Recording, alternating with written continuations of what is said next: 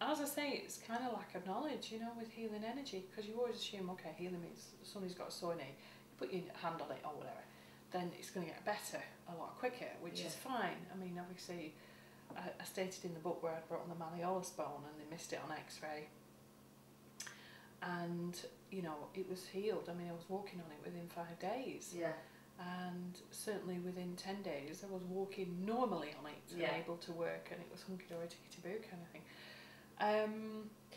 So healing works, obviously, you know, it works kind of hands-on, but it works on every level, mentally, spiritually, physically and emotionally. So for us as adults, it will work with the physical, you've got pain, but it can work that, you know, if we've been in a marriage that's dead, or a career that's not doing us any, you know, kind of justice, or we're not honouring our creative side, so it may be that, you know, we've stopped going to the gym, or we're not doing Tai Chi or yoga or Zumba or whatever it is, and the healing, when they physically have a healing, it may mean that they kind of start doing it again. If they're an artist and they're not doing it, because obviously once, you know, a lot of women have had children, they're on the back burner. It's like work, housework, sleep, work, you know, children, and that's it. And it kind of, we become like a bit of a robot. But we can all do that, whether we've got children or not.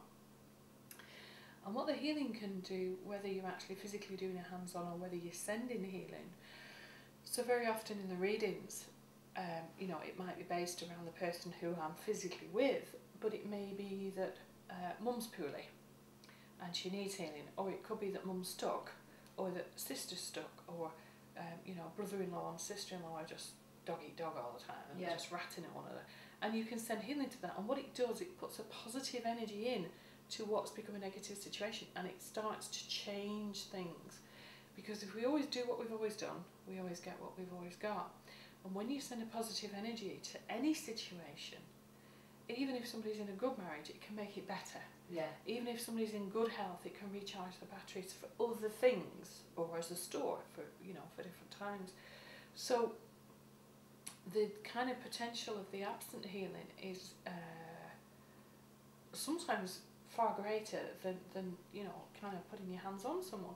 So you can send healing to a situation. Somebody's going on holiday, excuse me, you know, it may be that you're sending healing that they have a safe journey, safe passage, that they enjoy the holiday, they have good weather, that the suitcases don't get lost, that they get home safe and sound, you know. It can be absolutely anything that you're sending healing to. You know, like for yourself, through your dissertation, everything goes well, that I haven't buggered up the camera, because normally I do tend to do weird things with the electrical equipment. You know, it may be that you find there's loads of orbs on the, I mean, you know, anything can happen. So it's kind of, you know, the amount of times I send healing to the children, you know, to mine, if they've had like interviews. Obviously we've got Rhea going through her exams, so it's kind of, you know, you send healing that she gets through the exams, she don't get stressed, she gets a good night's sleep beforehand, and it's kind of crossing the T's and dotting the I's. And then kind of just surrendering it up to the universe, whatever you believe in, God, source, or whatever, and then let them take care of the rest. But I mean, it's such a powerful kind of tool to have in the kit. You know, if somebody's having an operation that the surgeon's wide awake and he's not had a row with his wife and he's not kicked the dog before he's coming, you know. And I mean, this morning when I was going to work, you know, I passed a car accident, and I thought, okay, it's not by chance I'm here. So I just sent the healing to it, and you can feel it going like a magnetic pulse, and sometimes it goes quicker than others, but you know it's gone, and you know it's served its purpose and it's done its work. But it is lovely, really, to be honest. And equally, you kind of get to the stage for yourself where you're just allowing yourself to go with the flow, and you're allowing things to come to you. And the more you get rid of, we all have emotional baggage on some level, but the more you get rid of that, the more you stop biting into other people's dramas. Because when you're biting into other people's dramas and things, you're kind of wasting, you're sabotaging that energy from where you should be sending it. Even if you're sending it to yourself, or keeping your batteries intact rather than being spread out everywhere because you're trying to fix other people's lives. You can't do that. And I just spoke with a very dear friend this morning, and he's saying, you know, but I want to do my best by this other person. I said, but you're not responsible for them, you know.